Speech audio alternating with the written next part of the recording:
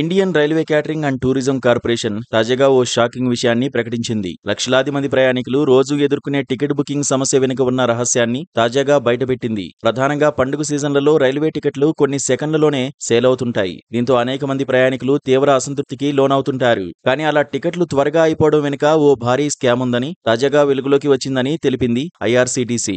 ఈ క్రమంలో తమ విచారణలో సంచలన విషయాలు బయటపడ్డట్లు పేర్కొంది. గత 5 నెలల్లో టికెట్ బుకింగ్ విండో ఓపెన్ కావడానికి 5 నిమిషాల ముందే 2.9 లక్షల పిఎన్ఆర్లు జనరేట్ అయ్యాయి. ఇది నిబంధనలకు పూర్తిగా వ్యతిరేకం. ఆ క్రమంలో టికెట్లు ముందుగానే బుక్ చేసి తర్వాత మోసపూరితంగా ఎక్కువ ధరలకు ప్రయాణికులకు అమ్మేస్తున్నారు. వారు బాట్స్ అనే ఆటోమేటెడ్ టూల్స్ తో టికెట్లను క్షణాల్లో బుక్ చేసేవారు. దీంతో సాధారణ ప్రయాణికులు లాగిన్ అయ్యే లోపే టికెట్లు అమ్ముడవుతూ ఉండేవి.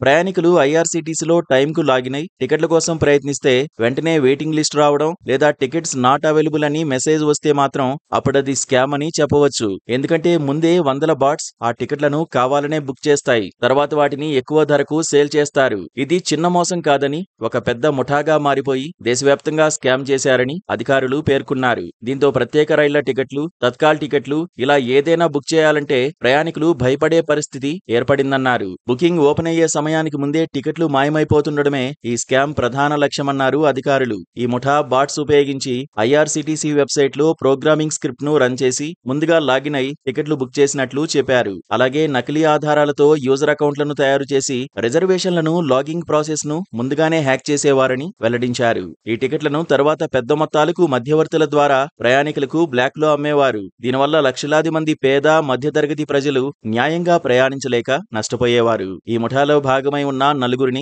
తాజాగా అరెస్ట్ చేసినట్టు సమాచారం. అనేక టెక్నికల్ విశ్లేషణల ద్వారా వారి బాట్లను గుర్తించి ఫేక్ ఐడీలను బ్లాక్ చేశారు. ఈ క్రమంలో ఇప్పుడు యాంటీబాట్ అప్లికేషన్ అనే కొత్త టెక్నాలజీని కూడా ప్రవేశపెట్టారు. ఈ యాప్ బాట్స్ ద్వారా జరిగే ఆటోమేటెడ్ బుకింగ్ ను తక్షణమే గుర్తించి ఆపేస్తుంది. తద్వారా సామాన్య ప్రయాణికులకు మరింత పారదర్శకంగా సమయానికి టికెట్లు లభించేలా చర్యలు తీసుకుంటున్నారు. అలాగే దాదాపు 2.5 కోట్లు నకిలీ యూజర్ ఐడీలను బ్లాక్ చేసినట్టు రైల్వే అధికారులు తెలిపారు.